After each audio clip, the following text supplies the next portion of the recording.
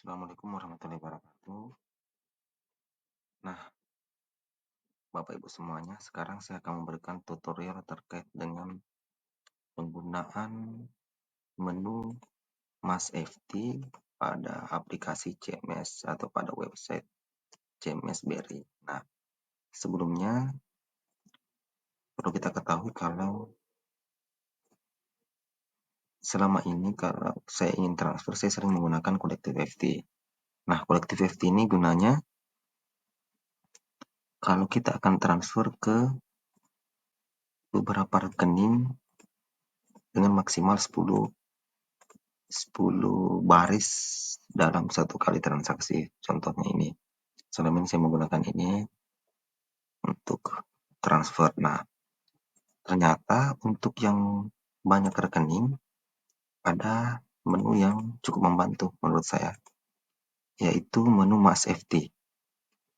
Menu MassFT ini kita bisa transfer sampai dengan ratusan rekening dengan cukup mengupload file dalam bentuk CSV. Nah, lanjut.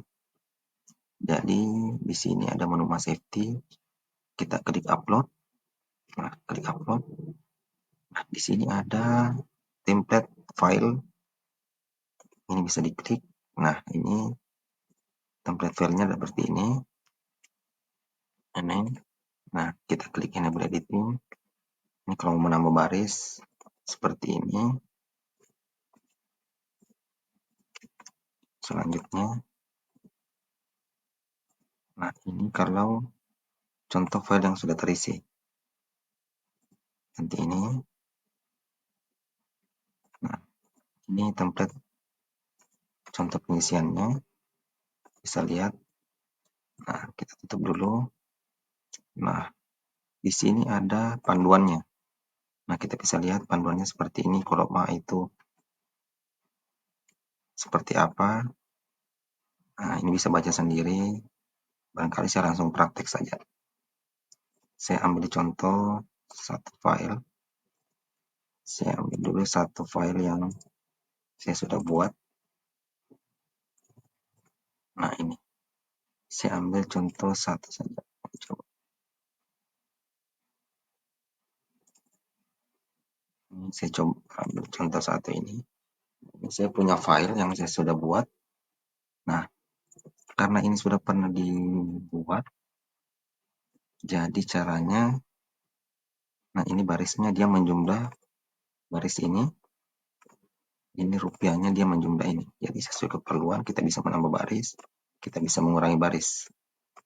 Nah, yang perlu diperhatikan adalah ini. Ini kodenya harus terisi. Ini band artinya sesuai petunjuknya tadi. Sesuai petunjuk di sini band itu kalau biaya transaksi dibebankan ke rekening penerima. Tapi karena ini sesama BRI, jadi biayanya akan menjadi 0. Lanjut. Nah, di sini yang perlu diperhatikan remarknya. Nah, ini karena sudah pernah saya gunakan, jadi saya coba ganti dengan, karena file ini saya pernah upload, jadi kita harus ganti dengan nama remark yang lain.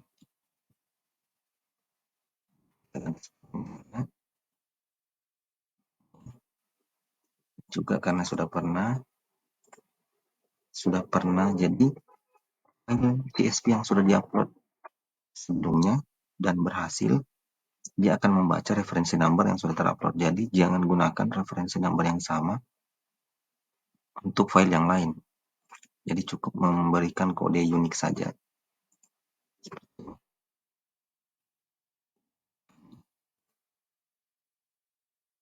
Seperti ini. Yang perlu diperhatikan ini, ya, saya pernah gagal upload file. Kalau ini ada baris 2 kayak. Nah, ini harus diubah. Ini tidak boleh ada, jadi garisnya harus ada 1. Jangan ada 2 seperti ini. Jadi caranya di blok.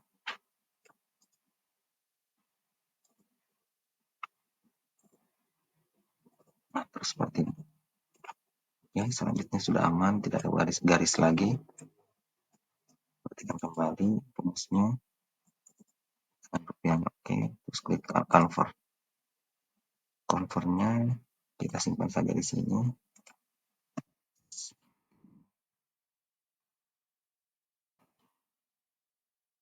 Ini dokumen.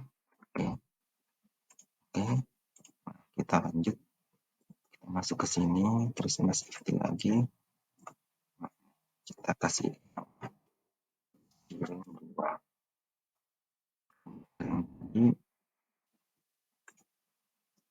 Nah ini. Nah, terus submit. Nah,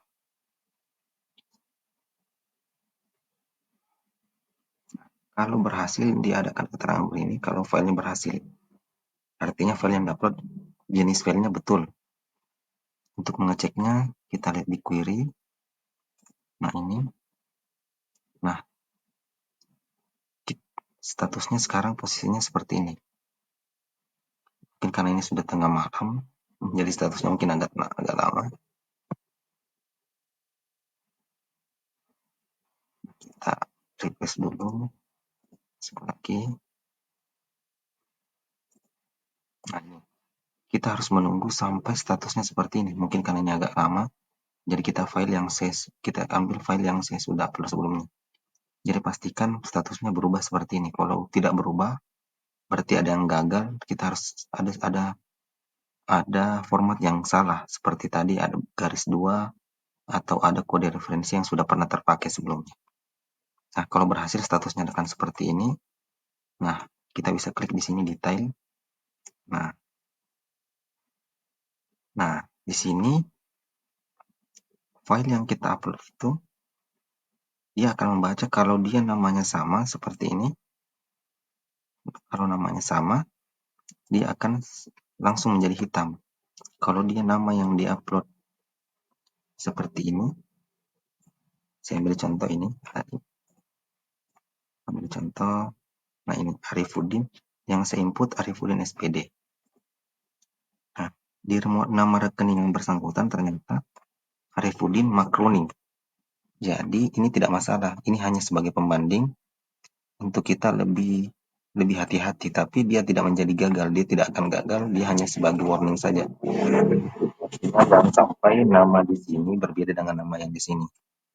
Jadi jangan sampai umpamanya nama yang kita input itu rekening yang kita input itu ini ternyata namanya bukan dimiliki oleh Arifudin tapi nama lain. Jadi ini hanya sebagai pembanding. Ini Alwi dengan Alwi, bedanya titik. Yang kita input itu ada titik, ternyata yang di rekening tidak punya titik, tapi ini tidak masalah. Dia hanya sebagai pembanding. Nah, ini sudah sama semua. Nah, itu. Kalau sudah seperti ini, statusnya ini. Sisa kita masuk di user. Kita masuk di user pimpinan untuk melakukan approval seperti transaksi biasa.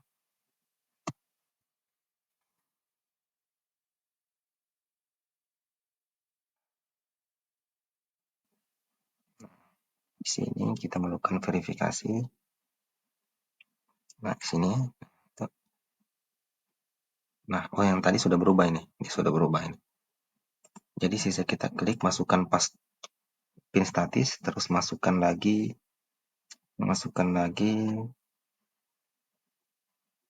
kode dari token yang kita punya.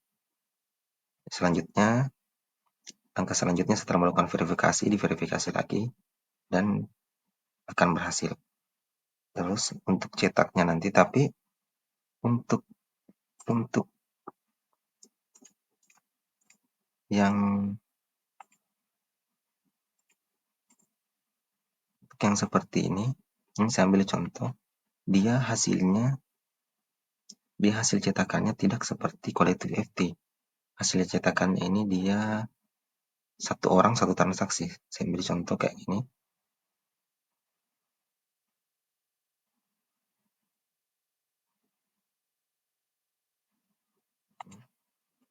Di hasil cetakannya seperti ini. Kalau kita mau cetak, ya bentuknya seperti ini.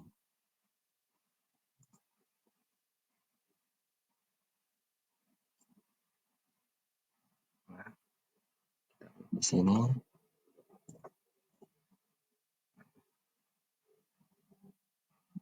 cetakannya akan terbentuk seperti ini. Jadi satu orang itu satu transaksi, berbeda dengan kalau kita pakai quality FT. Quality FT itu dia sistemnya satu baris satu orang. Oke, demikian. Selanjutnya saya akan menjelaskan di video berikutnya, saya akan menjelaskan terkait dengan MassCN. Jadi intinya di bagian ini tuh untuk sesama BRI internal, untuk di luar BRI kita pakai masuk menu di eksternal. Untuk penggunaan MassCN nanti saya akan jelaskan di video berikutnya. Assalamualaikum warahmatullahi wabarakatuh.